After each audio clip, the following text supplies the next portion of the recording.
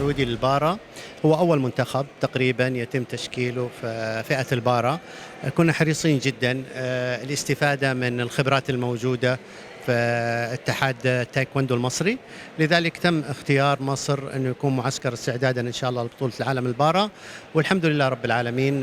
نتائج المعسكر واضحة على مستويات اللاعبين وعلى معنوياتهم، ونتمنى بإذن الله التوفيق سواء للمنتخب المصري أو المنتخب السعودي بطولة العالم بإذن الله.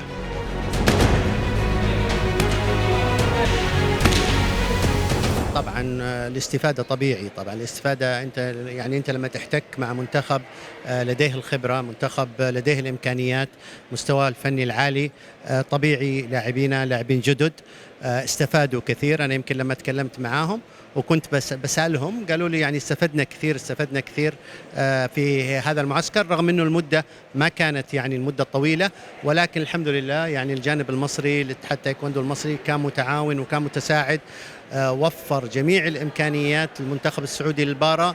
أنا بهذه المناسبة أوجه شكري سعادة المستشار محمد مصطفى رئيس الاتحاد المصري وأعضاء مجلس اتحاد تايكوندو المصري وجميع العاملين في اتحاد تايكوندو المصري على ما وجدناه من دعم ومتابعة خلال هذا المعسكر.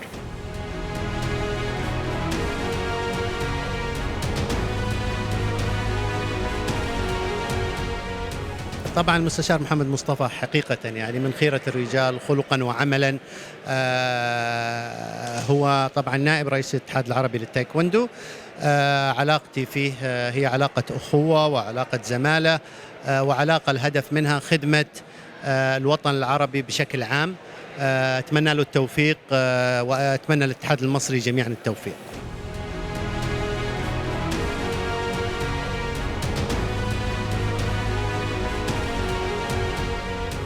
الرياضة بالسعودية تجد الدعم الكافي من الحكومة، لذلك اتحاد تايكوندو حقيقة استغل هذه النهضة الموجودة وكان لنا إنجازات خلال الفترة الماضية سواء على مستوى اللاعبين أو حتى على مستوى المنظومة الإدارية.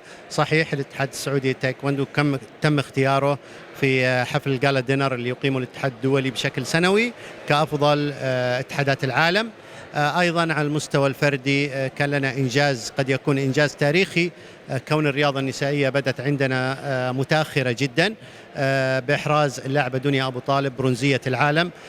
هذه الإنجازات تعطينا بإذن الله تفاؤل أنه يكون اتحاد تايكوندو السعودي مميز خلال الفترة القادمة.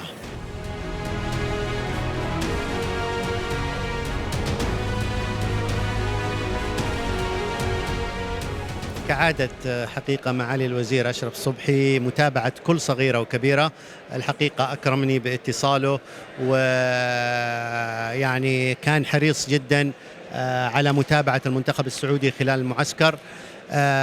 شكر يعني أنا والله عاجز عن شكره وعاجز عن شكر جميع العاملين في وزارة الرياضة المصرية على ما وجدناه من دعم خلال هذا المعسكر. شكرا لمعالي الوزير، ونتمنى بإذن الله تعالى أن يستمر هذا التعاون بين السعودية ومصر المجال الرياضي على طول بإذن الله تعالى.